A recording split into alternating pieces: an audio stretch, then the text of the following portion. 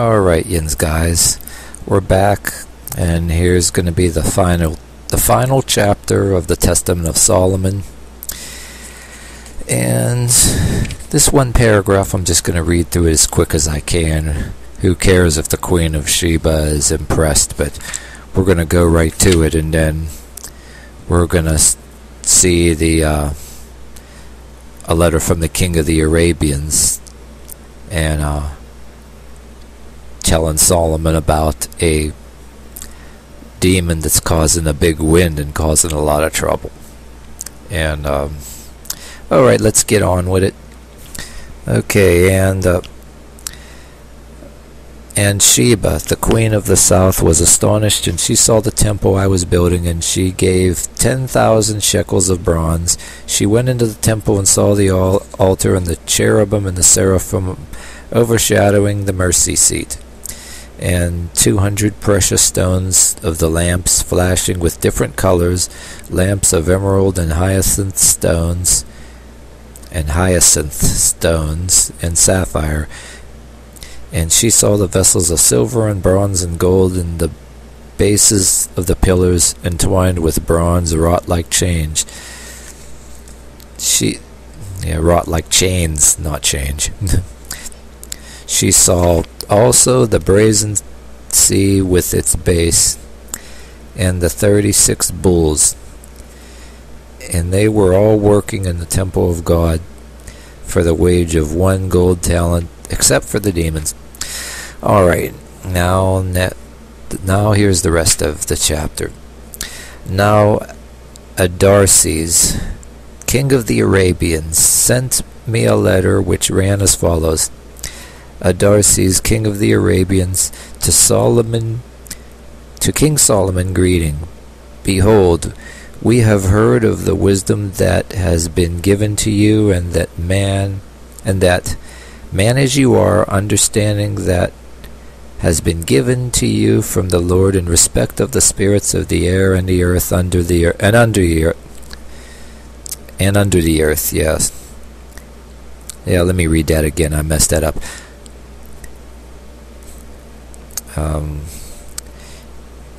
Right here, I almost lost my place. Adarces, king of the Arabians, to King Solomon, greeting. Behold, we have heard of the wisdom that has been given to you, and that man as you are, understanding has been given to you from the Lord in respect of the spirits of the air and the earth and under the earth. There, does that sound better?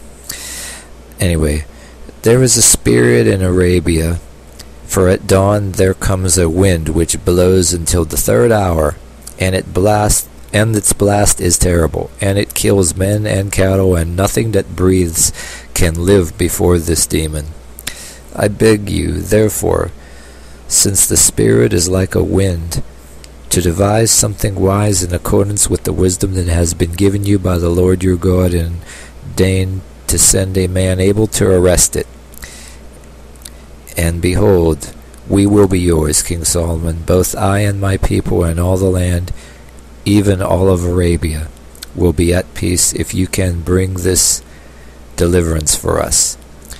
Wherefore we beg you, do not ignore our supplication, and become our Lord for all time, forever. May the Lord fare well always, continually. So I, Solomon, went and read this letter, folded it, and gave it to my slave, saying to him, after 7 days, remind me of this letter. Jerusalem has been built, and the temple was being completed, and there was a great cornerstone which I wanted to put into place as a main cornerstone to complete the temple of God, and all the craftsmen and all the demons that were cooperating with them came together to bring the stone and set it on the pinnacle of the temple, but they were not strong enough to lift it. But after 7 days I remembered the letter of the king of the Arabians, and I called my slaveling and said to him, load up your camel and take a wineskin and this seal, and go to Arabia. Go to the place where the evil spirit blows, and hold the wineskin and the ring in front of the mouth of the wineskin. And when the wineskin is inflated, And when the wineskin is inflated, you will find that it is the demon who inflates it. Then quickly tie the wineskin up tightly, and when you have sealed it with the ring, load it onto your camel and bring it here. So go and fare you well. Then the slave did as he was ordered and journeyed to Arabia, and the people were doubtful whether he would after all be able to arrest the evil spirit. And at daybreak the servant got up and stood in front of the spirit's blast, and he put the wineskin on the ground, and on it he put the ring also, and it entered the wineskin and inflated it. But the slave stood and tied the wineskin tightly at the mouth in the name of the Lord Sabaoth, and the demon was kept as prisoner in the wineskin. So, other words, he bagged him. The slave too remained for 3 days to see that all was well, and the spirit no longer blew. And the Arabians recognized that he had safely confined the spirit. Then he loaded the wineskin onto his camel. The Arabians sent the slave on his way with gifts and honors, praising God, for they now had peace. But the slave brought the spirit and set it on top of the temple. On the next day I, Solomon, went into the temple, and I was worried about the main cornerstone. And the wineskin, standing up, walked 7 paces and stood on its mouth and did obedience unto me. And I being amazed that although tied up the wineskin, it still was able to walk, I told it to stand up. The wineskin stood up and stood inflated on its feet. And I questioned him, saying, Who are you? The spirit said, I am the demon called Ephipes, the Arabian. And I said to him, What angel are you inhibited by? He said, By him who is to be born of a virgin, since angels worship him, and who is to be crucified by the Jews. And I said to him, Tell me, what can you do? And he said, I can move mountains and transport houses and throw down kings. And I said to him, If you can, lift this stone up to the highest point of the corner of the temple. He said, Not only will I lift this stone up, O king, but with the help of the demon in the Red Sea, I will lift up also the airy pillars that is in the Red Sea, and you can set it up where you will. And saying this, he slipped in underneath the stone, and he lifted it, and mounted the steps carrying the stone, and placed it at the top of the entrance of the temple. I, Solomon, said in elation, Truly now this has been fulfilled, the scripture that says, The stone that the builders rejected has become the head in the corner, and so on. And again I said to him, Go and bring me the pillar in the Red Sea you spoke of. Ephipes went off and brought up the demon and the pillar, both of them carrying it from Arabia. But I, because these 2 spirits were able to shake the whole world in a single moment, cleverly outwitted them by sealing them around on this side and that. And I said, Keep careful watch, and they have remained supporting the pillar in the air to this day, as a demonstration of the wisdom given to me. Oh, so then a pillar was just left suspended in midair for like a really long time until Solomon was satisfied and whatever needed to be done with that pillar. We're taking the word for what I just read. We're taking its word for it. Okay, I almost lost my place here. The pillar of an enormous size was hanging in the air, supported by the spirits, and from below the spirits it looked as if they were air. And we looked carefully. The base of the pillar seemed slightly askew, and it is so to this day. And I asked the other demon, the one who came up from the sea with the pillar, Who are you, and what are you called, and what is your function? For I have For I have heard much about you. And the demon said, I, King Solomon, am called... he said, I, King Solomon, am called Abezethabu. Geez, that word's a mouthful. Let's try that again. His name is Abezethabu.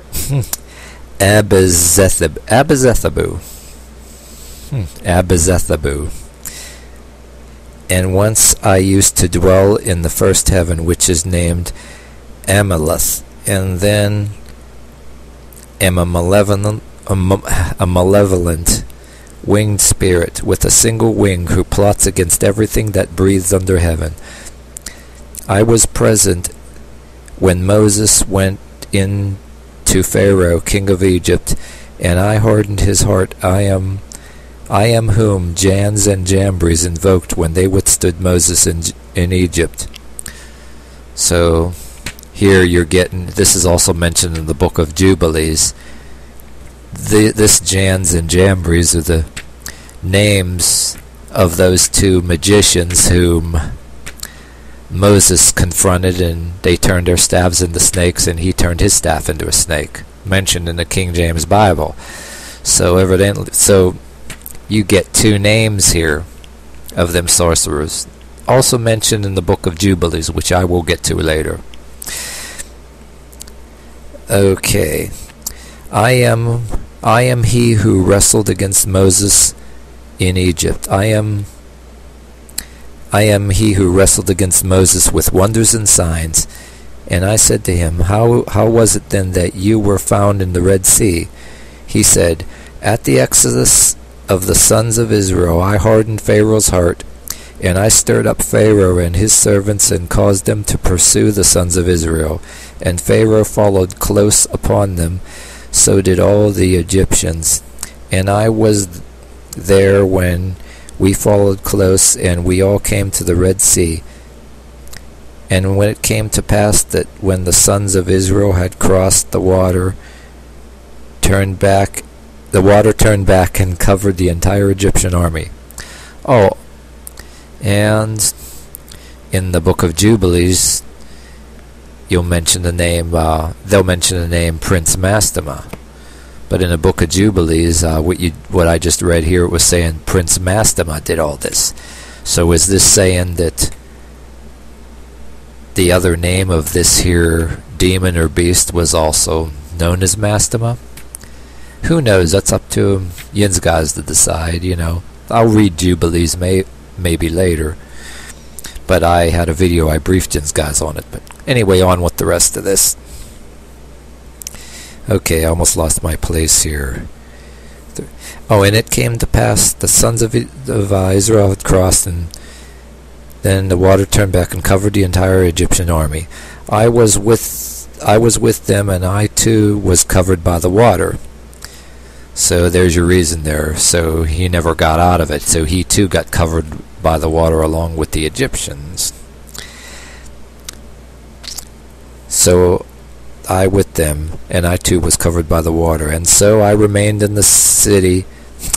Why did I say city? So I remained in the sea, kept under the pillar until Ephippas came. I, Solomon, charged him solemnly to support the pillar to the end of time. With God's help I adorned his temple and all seemliness, and I continued to rejoice and glorify him. Okay, here's the final chapter now. It's about Solomon's decline and fall. This is about how Solomon screws up here. So here's the part where Solomon screws up and compromises with Moloch. So let's read on.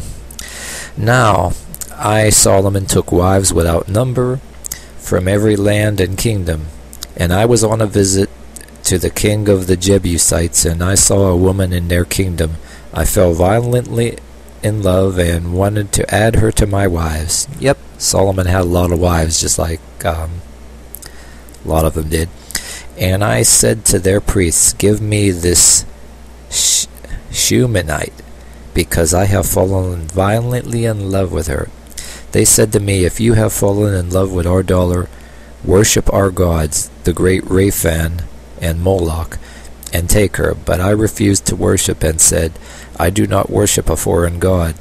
But they made the girl promise, saying, If it should happen that you go into Solomon's kingdom, say to him, I will not sleep with you unless you do what my people do.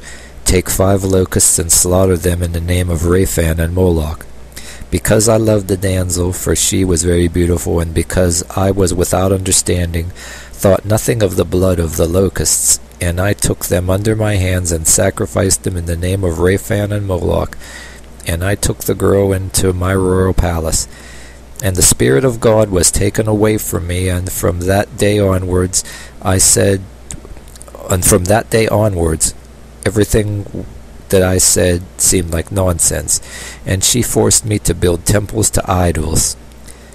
So I, the miserable wretch, did what she told me, and the glory of God departed from me altogether. And my spirit was plunged into darkness, and I became a laughing stock to idols and demons. This is why I have written my testament, so that you who hear may pray and give heed to the last things, and not the first, and so you may find full measure of grace forever and ever. Amen. So in the end of this chapter, I guess Solomon admits that he screwed up, and he's warning the readers to not screw up as he did. He messed up and he become a laughing stock. And the end. So yeah, we find Solomon's great weakness there. And as you've seen in the other videos, the stuff I read, these other demons, at least 2 of them, predicted in the future and even told him to his face that he was going to screw up, he was going to succumb to lust. And Solomon heard them, but I don't think he really believed them. So then when the time came, he forgot himself and found this chick. He wanted her to add her to his collection of wives, and then he didn't remember until it was too late. He already screwed up. So that's that. So this was the end of the Testament of Solomon. Hope you enjoyed that. Keep in mind, this is not Bible thumping. This was probably folklore. Came from the apocryphal books, and it was dealing with demons and death and all that stuff, and a little bit of fun stuff to read.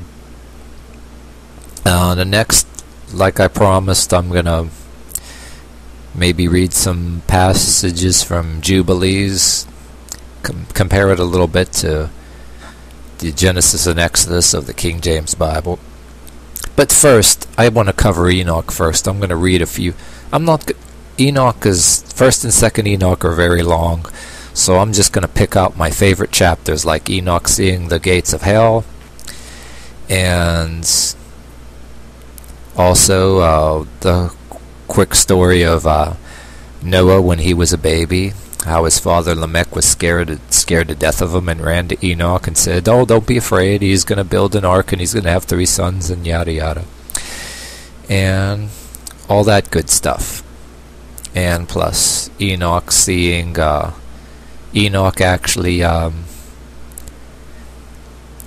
telling the Nephilim, the giants, all those angels, that they were in big trouble, and they wanted him to petition them to write a petition to God on their behalf, asking for forgiveness. But it was too late. They already screwed up, and the world was messed up beyond repair, and that they were gonna be punished by seeing all of their offspring fall by the sword. They were all going to kill each other, and yada yada. And all kind of good stuff like that. I might get into a few of the other few things here. Oh yeah, maybe the parts that the actual, yeah. And most importantly, I'm going to briefly mention the